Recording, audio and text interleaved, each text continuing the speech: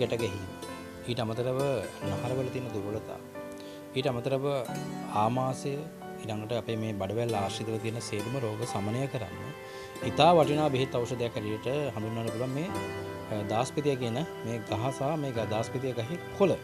දැන් මේ දාස්පතිය ගහේ කොළ මේ අරගෙන අපිට මේක මැල්ලුමක් වශයෙන් කන්න පුළුවන් නම් මේ කකුලේ තියෙන නහර ගැට ගැහිම ඊට අමතරව මේ සෙලුලයිටිස් වගේ රෝගී තත්ත්වයන් ඊට අමතරව මේ කකුල් ඉදිමිලා වගේ තියෙන දේවල් ඊළඟට තදබල වේදනාවල් ඇතුළු මේ ශරීරයට ඉතාමත් වැදගත් හෘදයටත් ඉතාමත් වැදගත් ඖෂධයක් තමයි මේ දාස්පතිය කියලා කියන්නේ. Lanka Voice TV